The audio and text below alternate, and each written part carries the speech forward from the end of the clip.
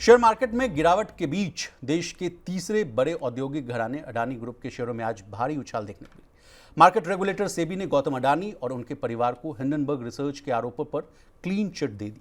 इसके बाद अडानी ग्रुप की कंपनियों के शेयरों में आज जबरदस्त तेजी आई। अडानी ग्रुप की कंपनियों के शेयर 13.3% तक बढ़ गए। सबसे ज्यादा उछाल अडानी टोटल गैस के शेयरों में आया। ये शेयर जो है 13% बढ़कर 688 रुपए के आसपास पहुंच गया। इसी तरह अडानी पावर के शेयर भी 9% बढ़कर 688 रुपए पर पहुंच गए।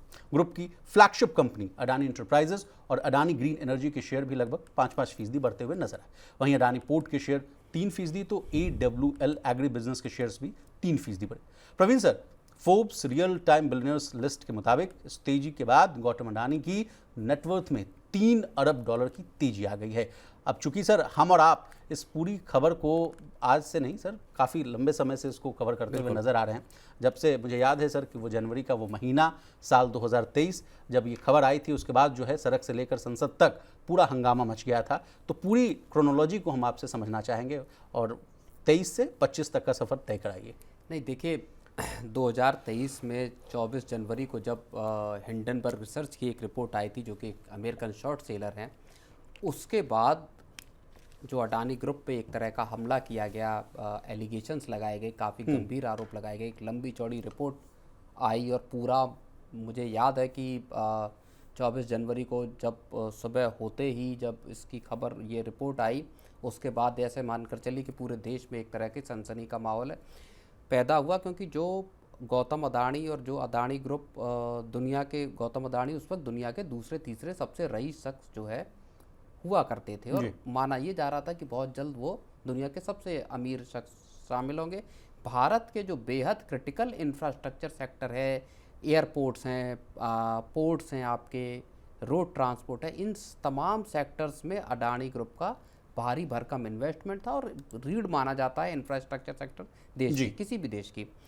तो ऐसे सेक्टर्स में जिस ग्रुप का इतना हैवी इन्वेस्टमेंट था, रिन्यूएबल एनर्जी से लेके, वहाँ पे इतना बड़ा अटैक एक हुआ, एलिगेशंस लगाए गए और उसके बाद डिरेल करने की कोशिश की गई। लंबी जंग चली, हिंडनबर्ग के जो आरोप थे उस पर सेबी की जांच, सुप्रीम कोर्ट के मामले, और आखिरकार अब ये पूरा मामले का एक तरह से विशाल क्लोजर होता हुआ दिखाई दे रहा है जी, जहां सेबी ने पूरी तरह से अडानी ग्रुप को क्लीन चिट अपनी दे दी है जी। अब उसका ये असर, बस मैं एक और बात कहूँगा, आज मार्केट कैप अडानी ग्रुप का 66,000 करोड़ रुपए का उसमें इजाफा हुआ है।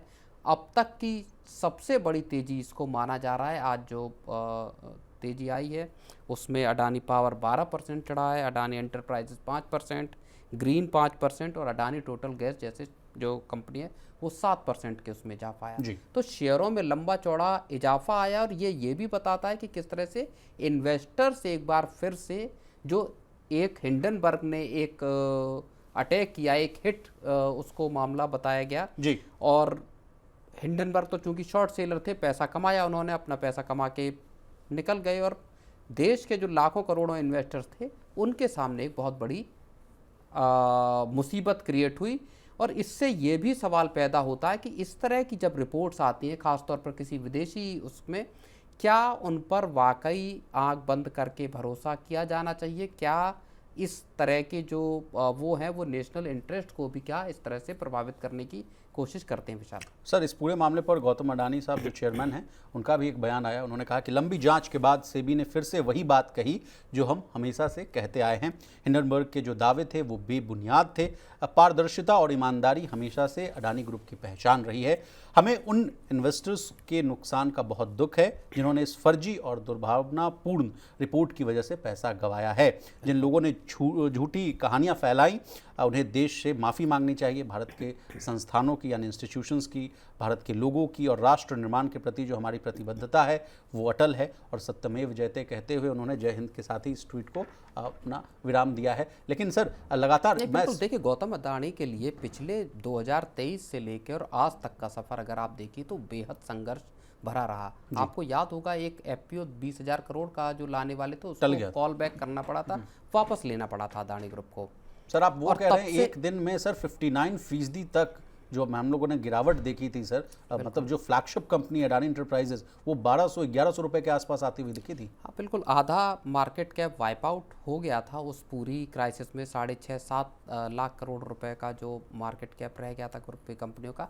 तो ये एक बहुत तगड़ा झटका था और ये भी बताता है कि किस तरह से विदेशी जो एक इंटरफेरेंस के जो बार बार इसके बाद से बातें आई, क्योंकि सुप्रीम कोर्ट में भी स्क्रूटनी के लिए पूरी चीज़ें गई, लगातार सुनवाई हुई, अलग अलग चरणों में सेबी पे आरोप लगाए गए कि कई तरह के उसमें सेबी ने अपनी जांच की। 24 जो बिंदु थे जो अदालत में तय हुए, उन 24 बिंदुओं पर जांच की गई और आखिरकार सारी चीज़ों पे अब क्लीन चिट मिलती हुई विशाल दिखाई दे रही है। आपने सुप्रीम कोर्ट की बात की सर, तो सुप्रीम कोर्ट के ने भी जो है 6 सदस्यीय जो कमेटी बनाई थी, हालांकि उन्होंने अडानी साहब को जो है कोर्ट से बरी करते हुए नजर आए थे, वहाँ भी उनको की जीत होती हुई नजर आई थी। और जिस तरह से पूरे आरोप बेबुनियाद निराधार साबित हुए हैं, और इस बात का जिक्र खुद गौतम अडानी ने जब बिल्कुल शुरुआत में ये जब आरोप लगाए गए थे, उसके बाद जब उनकी पहली प्रतिक्रिया आई थी, मुझे याद है, तब भी उन्होंने इसी बात को दोहराया था कि ये सारे आरोप निराधार हैं, बेबुनियाद हैं, इनके पीछे कोई आधार है नहीं। तो वही चीज़ें आखिरकार अंत में सही साबित होती हुई भी दिखाई दे रही हैं।